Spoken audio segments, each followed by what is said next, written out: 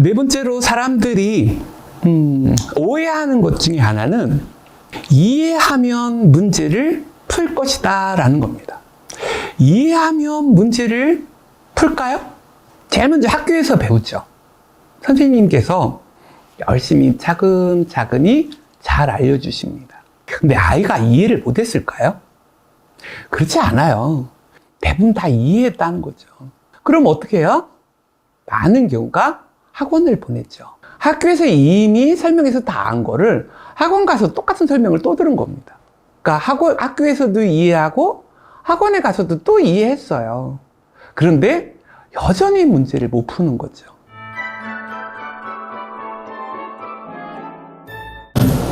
안녕하세요. 수학통역사 주한우입니다. 보통 사람들은 돈을 벌기가 굉장히 어렵다고 합니다. 그런데 큰 돈을 번 사람들은 이구동성으로 하는 말이 있어요. 세상에 지천으로 돈이 깔려 있는데 사람들이 주워가지 못한대요. 제 입장에서 보면 사람들이 수학이 어렵다고 막 하는데 어렵다고 하면서 수학이 안 되는 방법을 계속 하고 있어요. 제 입장에서는 정말 그걸 쳐다보고 설득하다가 암에 걸릴 지경입니다. 오늘은 사람들이 수학을 공부하는데 잘못 공부하고 있는 방법이 무엇인지에 대해서 한 4가지를 말씀드리려고 합니다. 그런데 이 4가지 하나하나가 사람들이 갖고 있는 생각과 많이 달라서 아마 이 영상을 한 번 보고 곧바로 이해하기보다는 여러 번 보고 평상시 자녀들을 가르치면서 이 방법들을 적용하고 있는가를 좀 생각해 보셨으면 합니다. 첫 번째로는 암기가 나쁘다라는 생각을 사람들이 갖고 있어요. 근데 정말 암기가 나쁜 건가를 진지하게 고민 한번 해보셔야 됩니다. 우리가 암기가 나쁘다라고 하는 것은 그 예전에 이런 말이 있었어요. 주입식 암기 교육이 잘못되었다. 그런데 주입식 암기 교육이 잘못된 건 맞는데 그때 사람들 머릿속에 그 주입식과 암기가 마치 같은 것인 양 생각하게 되었다는 겁니다. 그래서 주입식 암기 교육은 저도 반대하는데 주입식이 아닌 다른 암기 교육은 얼마든지 가능하다는 겁니다. 예를 들어서 실제로 존재하는 말은 아닌데 토론식 암기나 또 발표식 암기다 라고 하면 어때요? 그거는 뭐 처음 들으니까 생소하시겠죠. 왜냐면 제가 만든 말이에요. 그러니까 만약에 생각해 봅시다. 발표식 암기예요. 내일 발표를 아이가 해야 되는데 전날 뭐 할까요? 아마 가장 먼저 하는 것은 내일 발표할 원고를 외우는 일일 겁니다. 암기해요? 아니면은 내일 발표 준비한다고 해요? 암기한다고 안 하고 아마 발표 준비한다고 할 겁니다.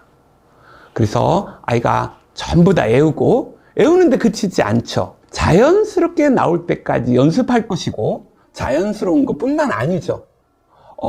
제스처도 자연스럽게 할 것이고 돌발 질문도 대비해야 되겠죠.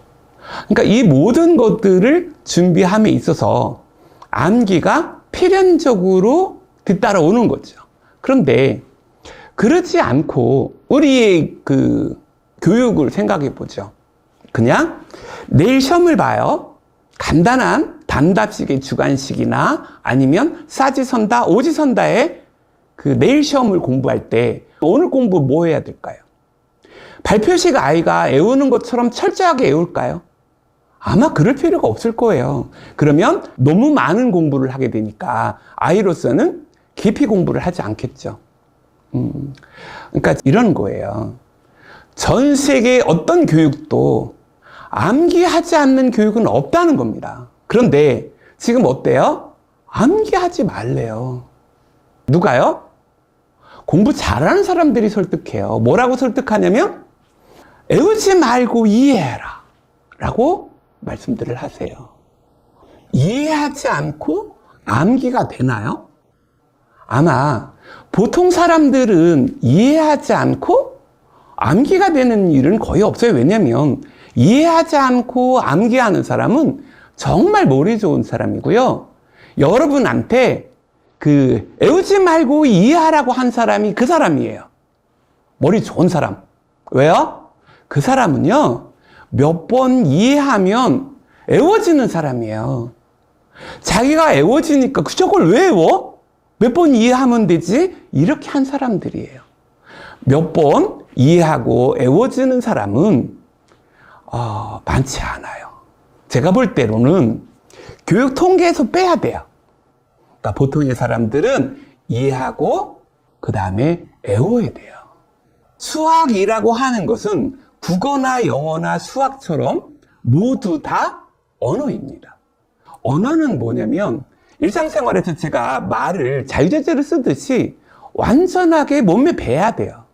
그럼 수학도 마찬가지인 거죠. 언어이기 때문에 이해하고 그 다음에 애우고 애운 거에서 그치지 않고 좀 더 체화가 돼서 완전히 도구가 되고 체화가 되는 이 과정들을 거쳐야만 지금 제가 국어라는 한글이라는 매개체를 사용해서 여러분한테 말하는 것처럼 자유롭게 쓴다는 겁니다.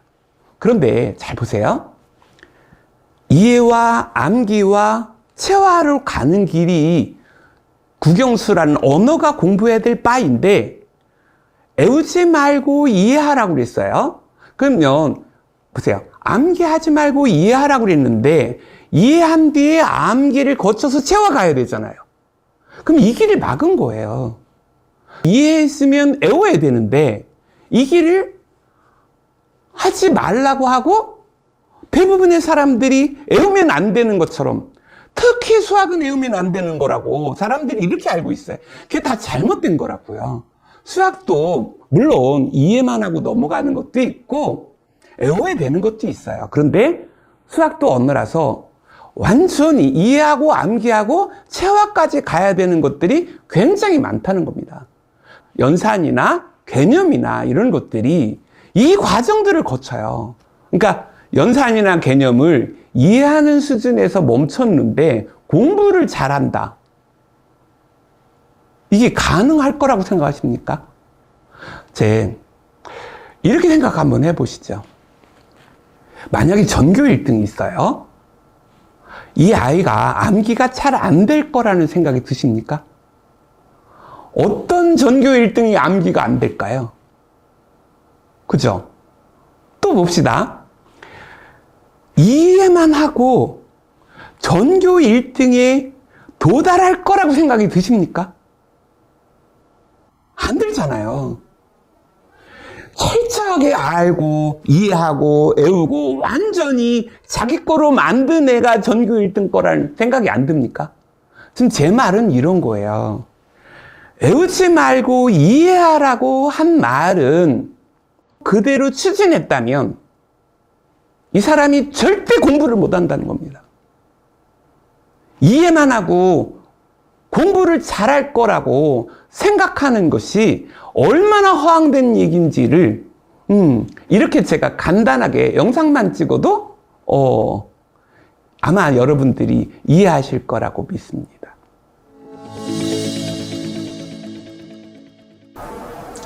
수학을 연역법으로 공부해야 합니다. 그런데 많은 사람들은 귀납법으로 현재 공부하고 있어요. 그러니 많은 사람들이 수학에 어려움을 겪는 겁니다. 연역법, 귀납법이라고 하는 것이 학창시절에 배우셨을 텐데 아마 잊어먹으셨을지도 몰라요. 간단하게만 설명하면 연역법은 결론을 먼저 받아들이고 거기에 따른 예시들을 이렇게 하나하나 해나가는 겁니다. 그리고 귀납법은 예시들을 하나하나 해서 그들을 통해서 공통점을 찾아서 인과관계를 밝히고 그들의 결론을 유도해내는 것을 귀납법이라고 합니다. 근데 수학은 연역법의 학문이라는 것을 수학자나 이 모든 사람들이 연역법을 연역법을 사용해서 하는 학문이라는 것을 누구나 다 인정하는 바예요. 허다못해 수학에서 이런 말이 있어요. 고등학교 아마 학창시절에 배웠을지도 모르겠어요. 수학적 귀납법이라는 거 있어요. 근데 그거조차도 연역법으로 푸는 겁니다. 그러니까 모든 수학들은 연역법으로 푸는 게 맞아요. 그거를 이제 수학의 문제풀이에 적용했을 때는 개념을 가지고 문제를 푸는 것이 연역법이고요. 그러니까 문제들을 막 풀다가 그들의 공통점을 찾아서 개념을 발견할 수 있을 것이다 라고 하는 것을 귀납법이라고 보시면 됩니다. 그런데 지금 많은 사람들이 하는 것을 잘 보세요. 문제의 유형들을 잔뜩 풀고 있어요. 뭐죠? 귀납법입니다. 근데 개념을 가지고 문제를 풀고 있다고 많은 학부모님들이 생각을 하세요. 개념을 가지고 문제를 풀지, 다 개념 설명하고 문제 안 푸는 데가 어딨어? 다 연역법으로 푸는데 왜 사람들 귀납법으로 푼다고 하는 거야? 이런 생각이 드실 수 있습니다. 예를 들어서 학생들이 이제 초등학교 때는 이제 분수가 제일 어렵거든요. 분수를 공부한 거를 한번 보세요. 분수의 정의가 없어요. 그러니까 분수는 뭐다 라고 하고 그 뒤에 이 분수의 정의를 가지고 문제를 풀어야 되는 것이 연역법인 거죠. 그런데 교과서에 분수 정의가 없다는 겁니다. 그러면 뭐예요? 정의가 없으니까 결과적으로는 문제들 하나하나를 풀면서 개념들을 얻어내고 또 이런 말씀들 하죠. 발견할 수 있을 거다. 수학은 발견할 수 있는 과목이 아니에요. 그러니까 일례를 들어서 이렇게 해볼게요. 개념을 가지고 분수를 공부한다라 하면 분수의 정의를 외우는 겁니다. 교과서에는 없는데 제가 분수의 정의를 분모만큼 나누어 분자만큼 표시한 수라고 정의를 내려요. 그리고 문제를 풀다가 어려워지면 정의가 뭐였지? 라고 생각하고 그거를 문제에 적용할 생각을 하는 겁니다. 이것이 연역법입니다. 그런데 현재 상황에서 문제를 풀 때 예를 들어서 하나 해볼게요. 60의 4분의 3이 뭐니? 라는 질문이 있다고 해봐요. 그러면 어떻게 하나요? 4분의 3이니까 4등분을 한 뒤에 그 중에 3개 해야 돼 라고 막 외우게 되는 거죠. 근데 현실적으로 식을 쓰면 60 나누기 4 곱하기 3 이렇게 하겠죠. 그렇게 해서 문제를 풀게 하는 겁니다. 결과적으로는 아이 입장에서는 이 문제를 푸는 방법을 기술적으로 외운 겁니다. 그런데 이거를 학원에서는 어떻게 해요? 이렇게 합니다. 60의 4분의 3이 뭐야? 라고 나오면 학원 선생님들이 대부분 이럽니다. 뭐의 나오면 곱해? 그 60 곱하기 4분의 3이라고 해? 라고 푸릅니다. 그러면 어때요? 빨리 풀려요. 그죠? 그렇게 한다면 첫 번째 거는 문제를 푸는 방법을 외운 거고 두 번째는 기술을 익힌 겁니다. 그러면 우리가 얻으려고 하는 것은 분수가 무엇이냐라고 하는 근본적인 질문에 대한 해답들을 얻을 수가 없어요. 그러면 어떻게 하느냐? 연역법으로 공부하는 방법은 이겁니다. 아까 분모만큼 나누어 분자만큼 표시한 수라고 했잖아요. 그러니까 60의 4분의 3이라고 하면 60을 분모만큼, 분모인 4만큼 나누어요. 그랬을 경우에 같은 크기로 나눈 거고 분자만큼 표시했죠. 따라서 같은 수의 더하기가 됐으니까 다시 곱하기로 만드는 거죠. 지금 뭐예요? 분수의 정의로 문제를 풀었잖아요. 물론 이것만 갖고 다 하는 것이 아니라 분수가 나왔다면 그 뒤에 뭐 해야 돼요? 가장 중요한 분수의 성질을 배워야 됩니다. 제가 분수의 위대한 성질이라고 해서 학생들에게 외우게 시킵니다. 분수의 위대한 성질로 분수의 더하기 빼기 곱하기 나누기 이 모든 것을 다 설명합니다. 그런데 교과서에서는 어떻게 하죠? 분수의 위대한 성질은커녕 분수의 성질이라는 말도 없죠.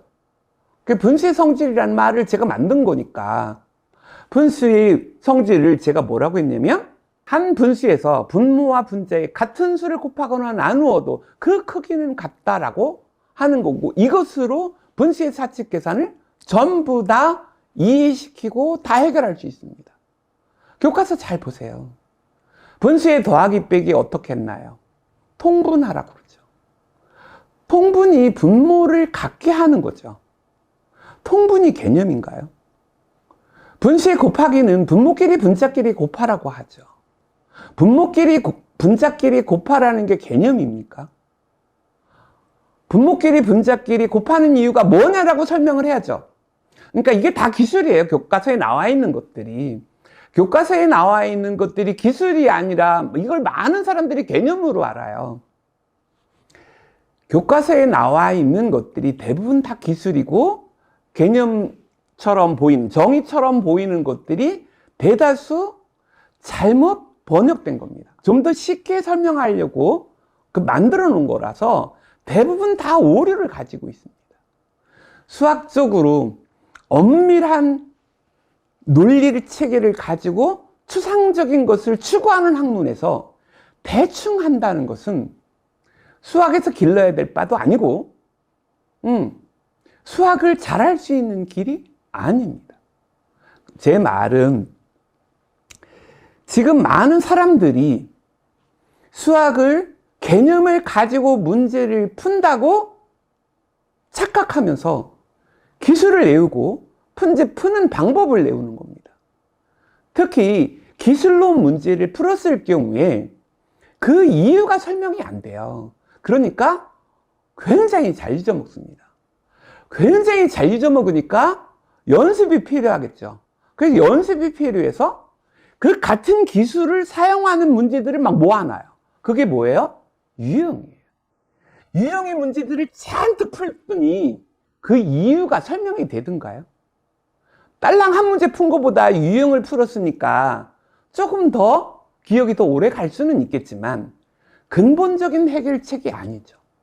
초등, 중등 한 10년을 이렇게 기술로 문제를 풀었다면 개념은 하나도 없고 실력은 하나도 안 늘고 문제를 굉장히 많이 풀었는데 대다수의 한국 사람들이 거의 80% 가까운 사람들이 수학을 포기하는 지경에 이르렀습니다. 그러니까 수학을 공부하는 올바른 공부를 한 번도 하지 못하고 대다수 다 수포자가 되었다는 겁니다.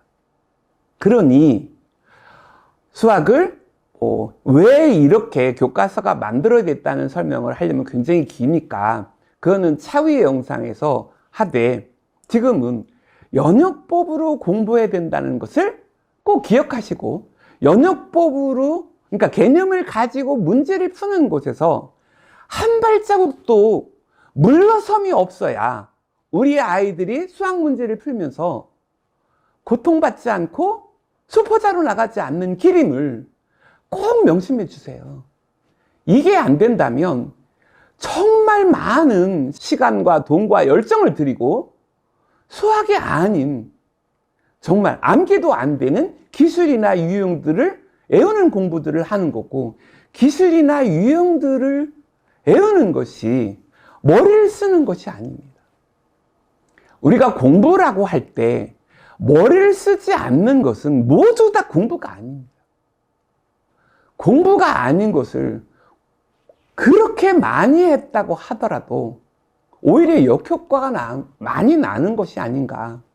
이것이 정말 수학을 못하게 하는 한 원인이다라는 말을 드리는 겁니다.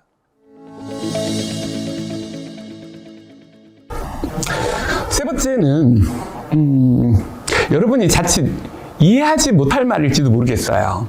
수학을 쉽게 가르치려고 하지 마라. 무슨 뜻이냐면 수학을 아이에게 맞춰서 쉽게 가르치는 것이 좋은 것이다라는, 이게 잘못된 겁니다. 간혹 제가 상담을 하다 보면 부모님들이 그런 말씀을 하세요. 우리 아이는 어떤 특성을 갖고 있으니까 이 아이한테 맞춰서 뭘 해주세요 라고 하려고 막 하시면 제가 막습니다. 아이가 갖고 있는 특성을 저한테 얘기해 주지 마십시오. 오히려 저는 아이에 대한 선입견만 생길 뿐입니다. 저는 수학을 변형해서 아주 쉽게 만들어서 아이한테 알려줄 생각이 없습니다. 그런데 많은 사람들은 아이가 그 수학을 어렵다고 하면 수학을 아주 쉽게 만들어서 아이가 이해하기 쉽도록 알려주려고 합니다. 학부모님들 생각에는 이게 뭐가 잘못됐어? 라는 생각을 가질 수도 있습니다. 제가 무엇인지 얘기를 좀 한번 해볼게요. 수학 선생님이 하는 역할은 수학을 아이에게 전달하는 역할을 합니다. 그래서 선생님은 수학과 아이 사이에서 균형을 맞춰서 수학을 올바르게 아이에게 전달할 역할을 해야 되는데, 선생님이 아이가 이뻐요. 그래서 아동 중심 교육을 하겠다 라고 하면서 아이 쪽으로 가요. 지금 수학과 어때요? 멀어졌죠. 그러고 나서 아이를 보고 이렇게 얘기합니다. 얘야, 수학 어려워? 내가 수학을 바꿔서 네가 이해하기 쉽게 만들어줄게 라고 했습니다. 그게 좋아 보인다는 거죠. 근데 이게 과연 올바른 공부냐라고 하는 것을 생각해 보셔야 됩니다. 수학을 선생님이 변형할 수 있을까요? 수학은 만들어지는 정의나 개념이나 이런 것들을 다 수학자가 만드는 겁니다. 그도 한 수학자가 만든 것이 아니라 3000년간 한 수학자 또 한 수학자가 하나씩 만들어 간 거예요. 그래서 만약에 이것을 변형하는 순간 오류에 빠집니다. 그러니까 수학 선생님이 이 수학을 변형할 수 없어요. 능력상. 만약에 변형한다면 수학의 엄밀성이 훼손됩니다. 그리고 엄밀성이 훼손됐기 때문에 그걸 가지고 논리적인 체제들을 만들어 나갈 수가 없어요. 선생님이 수학 자체를 변화시킬 수 없다는 겁니다. 근데 어찌됐든 변화시켰다고 쳐요. 뭐 말이 안 되지만 그 변형을 시켜서 오류가 생겼지만 당장 그 문제를 풀기 좋도록 아이에게 만들어줬다고 쳐요. 그러면 쉽게 만들어줬으니까 아이가 풀겠죠. 그러면 어떤 일이 벌어졌냐면 아이에게 맞춰서 수학을 변형했기 때문에 아이는 변한 게 없습니다. 아이는 가만히 있었고 선생님이 먹기 좋도록 만들어준 거예요. 그럼 아이는 변한 게 없었고 실력적으로도 변한 게 없습니다. 같은 난이도의 문제를 다시 줬을 때 아이는 못 풀게 될 겁니다. 왜요? 아니, 실력이 높아진 게 아니잖아요. 그러니까 매번 선생님이 계속 쉽게 설명해야만 합니다. 그래야만 문제를 해결하겠죠. 그러니까 아이는 계속 풀었던 문제를 외워서 푸는 거 이외에는 안 됩니다. 제가 얘기하려고 하는 건 뭐냐면 수학과 학생이 있었을 때 변화해야 되는 것은 수학이 아니라 학생이 변화해야 된다는 겁니다. 학생의 실력이 변화해서 실력이 높아지면 문제가 자연스럽게 쉬워지는 겁니다. 수학이 가지고 있는 걸 쉽게 만들려고 하는 것이 아니라 개념을 학생에게 올바르게 전달해주고 이 개념을 가지고 문제를 풀라는 겁니다. 이 문제에 사용되어지는 개념을 알려주는 것이 선생님의 역할인 거고 그 개념을 좀 더 정확히 이해하기 위해서 충분한 설명을 해주는 것, 이것이 선생님이 해야 될 역할인 거죠. 그렇다고 해서 개념을 알려주면 아이가 막 푼다는 얘기가 아닙니다. 예를 들어서 삽이라는 도구를 주어지면 아이가 땅을 파겠죠. 그런데 힘이 있는 아이는 땅을 많이 팔 것이고 힘이 적은 아이는 땅을 조금밖에 못 팔 거예요. 그러니까 개념을 알려줬는데 왜 힘껏 못 파느냐를 개념을 알려준 선생님한테 탓을 돌릴 수는 없죠. 제 말은 개념을 알려줘 삽을 줘서 흙을 조금씩 풀 수 있다. 그것이 올바른 공부 방법인 거고, 흙을 조금씩 푸다 보면 힘이 생기고, 힘이 생겨서 나중에는 흙을 많이씩 풀 수 있는 상태로 아이가 변화해야 된다는 거죠. 그러니까 수학을 변화시키려고 하는 잘못된 겁니다. 아이를 변화시키는 것이 교육의 본질에도 맞습니다. 아이가 수학을 공부하면서 수학에서 길러야 되는 수학적 엄밀성이나 논리성이나 추상성들을 길러나가게 하는 것이 수학을 가르치는 목표인 거고, 모든 교육의 목표는 아이의 변화가 목표입니다. 수학을 바꿔서 아이에게 만든다라고 하는 것은 단기적인 임시방편입니다. 이것이 잘못됐다라고 하는 겁니다. 아이의 수학 실력을 기르는 것은 개념을 가지고 문제를 하나하나 해결해 나갈 때만 수학 실력이 자랍니다. 그 유형의 문제를 잔뜩 풀어 문제를 내우는 거 수학 실력이 자라는 거 아닙니다. 그리고 또 사람들이 오해하는 거 많죠. 교과서에 있는 것들을 알려줘요. 그게 개념인 줄 아셨겠죠. 물론 근데 그게 개념이 아니에요. 교과서에 있는 것들을 알려줬는데 아까 말씀드린 것처럼 대부분이 변형된 거고 기술들이에요. 그러다 보니까 어려운 문제를 줬을 때 아이들이 못 풀어요. 그러니까 조금씩 풀리기라도 하면 아이가 집요함들을 키워나갈 수 있는데, 아예 못하게 되면 집요함들을 키워나갈 수 없으니까 많은 사람들이 그렇게 얘기한 거예요. 어려운 문제 주지 마라. 괜히 쳐다보다 애들 포기하게 된다. 어려운 문제를 당연히 줘야 됩니다. 모든 아이한테 줘야 되고, 물론 난이도는 차별이 있겠죠. 근데 하나씩 자신의 능력을 키워나가는 것, 그것이 모든 아이는 심화를 해야 된다는 영상에서 말씀드린 이유이기도 합니다. 요약하면 아이의 실력이 변하느냐, 이것을 보셔야지 문제집 권수나 많이 풀고 이런 것에 기뻐하신다면 나중에 고등학교 가서 무조건 어려운 문제가 나오게 됩니다. 그러면 이때 안 되는 거죠. 많은 초등, 중등의 학부모님들이 학교 시험들에 90점, 100점이 나오면 안심하는 경우가 많아요. 중학교 학교 시험에서 어려운 문제가 거의 없습니다. 보통 중이나 중상 정도의 대부분의 내신 문제들이 있는 거고, 중이나 중상 정도의 중학교의 내신 정도의 문제가 고등에서는 거의 없다고 보시면 됩니다. 그러니까 중학교에서 90점, 100점을 맞아서 중상위 문제를 풀었다면 얘가 나중에 고등 가서 잘할 거라고 생각하는 것은 오산입니다. 중학교에 비해서 3배에서 7배의 난이도가 고등 문제라는 겁니다. 그 정도 난이도라고 하면 중학교의 내신 정도의 난이도는 하나도 없다고 보시는 게 맞습니다. 그러니 수학의 실력을 키워나가는 것, 수학을 바꾸는 것이 아니라 아이의 실력을 바꿔나가는 것이 올바른 공부라고 하는 생각을 반드시 꼭 갖고 계셔야지. 이거 안 갖고 계시면 수학이 일순간에 망하는 것은 당연지사로 제 눈에는 보이는 겁니다.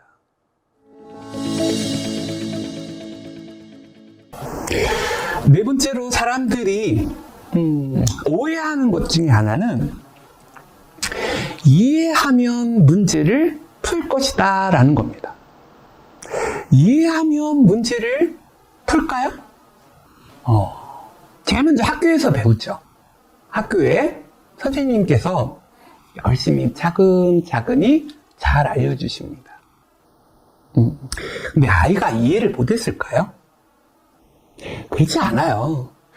선생님들이 뭔가를 설명했을 때 기준이 한 80%는 전부 다 이해하게 시키거든요. 그래서 아마 대부분의 학생들은 다 이해했을 거고 소수의 학생들만이 못했을 거예요. 그러니까 대부분 다 이해했다는 거죠. 근데 문제는 학교에서 잘 이해했는데 문제를 못 푸는 거예요. 그러니까 선생님의 입장에서는 아이가 뭐 이해를 못했거나 아니면 이해를 했다 하더라도 완벽하게 이해를 못해서 문제를 못 푸는구나 라고 오해하시는 거죠. 그럼 어떻게 해요? 내가 가르쳐 주는 분도 있겠지만 많은 경우가 학원을 보내죠. 물론 과외도 시키기도 하고요. 어찌됐든 학원이든 과외든 학원 선생님께서 열심히 다시 설명을 하십니다. 근데 학교에서 설명한 것과 학원 선생님이 크게 다르지 않아요. 그리고 아이는 학교에서 이미 설명해서 다 안 거를 학원 가서 또 똑같은 설명을 또 들은 겁니다. 그러니까 학교에서도 이해하고 학원에 가서도 또 이해했어요. 그런데 여전히 문제를 못 푸는 거죠. 근데 학교하고 학원은 좀 다르죠. 학교에서는 이해를 시켜놓고 말지만 학원은 어때요? 이해하고 마는 것이 아니라 문제집에 문제를 풀려서 집에 보내잖아요.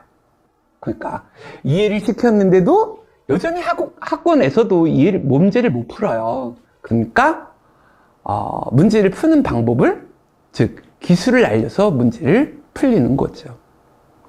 그러니까 뭔가 계속 이해를 하면 문제를 푸는구나 라고 여전히 착각하는 거겠죠.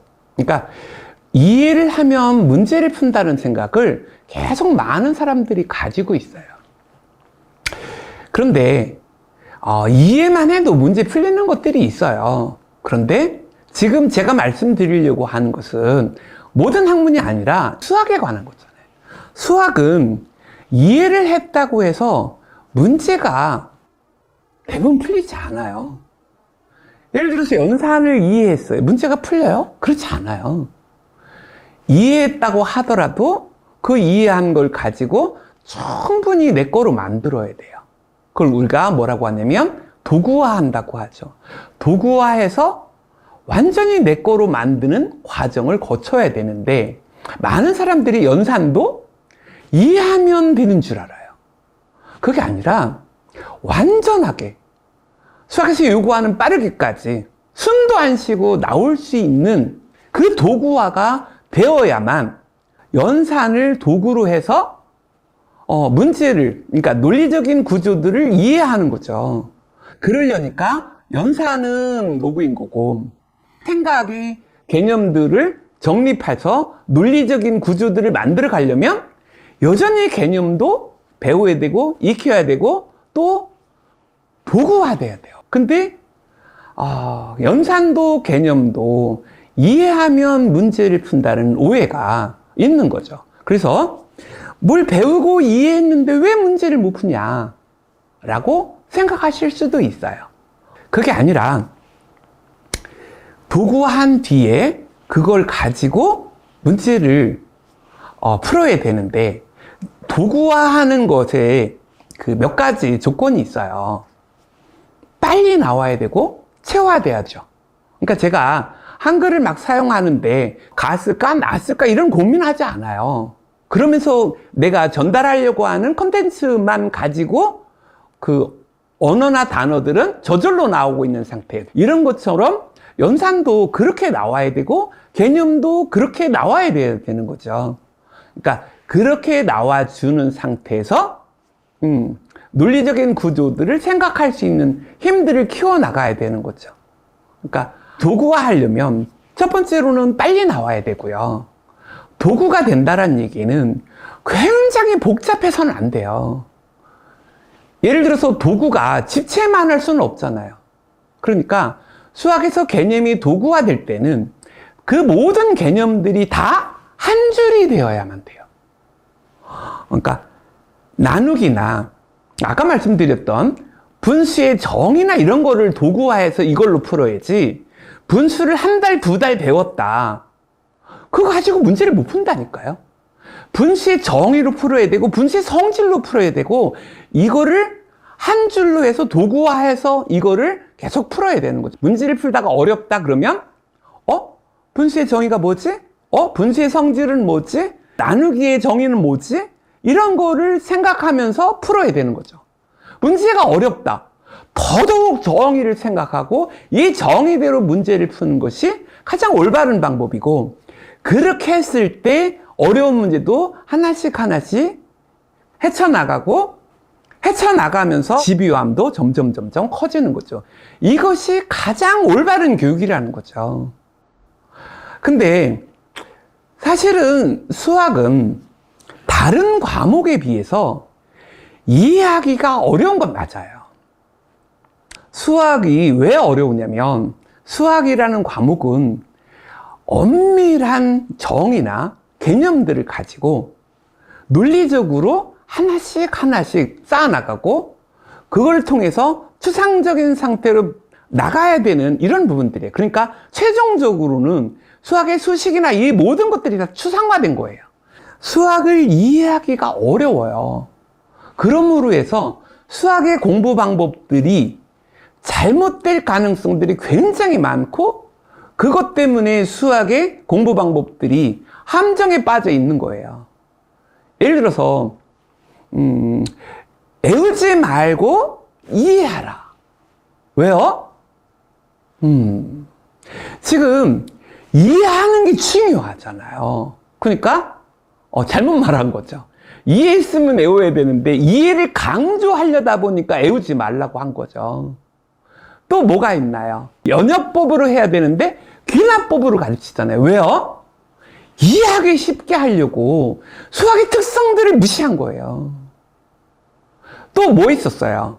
아이들의 그 실력을 높이는 대신에 수학을 변형시키려고 했죠. 선생님들도 마찬가지예요. 개념들로 가르치기가 어렵잖아요. 그러니까 기술을 알려주는 거예요. 기술을 알려주면 아이들 쉽잖아요. 이 모든 것들이 다 어땠어요? 이해시키기가 어려우니까 뭔가를 바꾸겠다라고 하는 생각 속에서 수학의 본질적인 특징들, 교육의 특징들을 다 무시하게 된 거예요.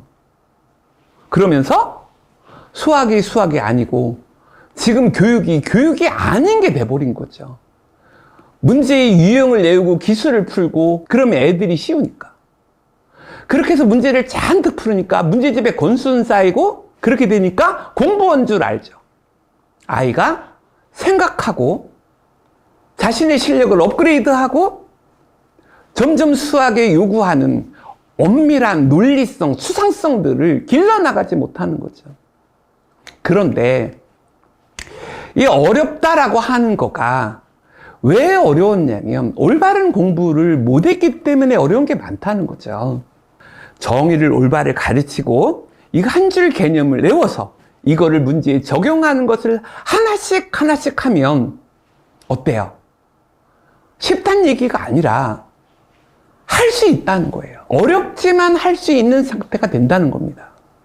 초등, 중등을 거쳐서 거의 9년, 10년을 개념으로 수학적 실력을 조금씩 길러서 최상의 문제를 풀 수 있는, 심한 문제를 풀 수 있는 상태로 만들어야 올바른 고등 준비다.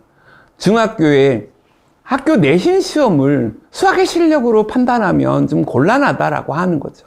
이렇게 가기 위해서는 연산도 개념도 도구화해야 되겠다. 그래서 제가 연산 프로그램도 만들고 개념 커뮤니티도 만들어서 하나씩 만들어 가자고 여러분에게 제안을 하고 수학의 공부 방법을 올바르게 갖춰 가자라고 하는 겁니다. 지금 영상을 한참 동안 찍었는데 제가 얘기한 이 부분이 어떤 기술적으로 빨리 가는 방법을 제시하거나 그런 것이 아니라 기본을 지키자고 하는 겁니다.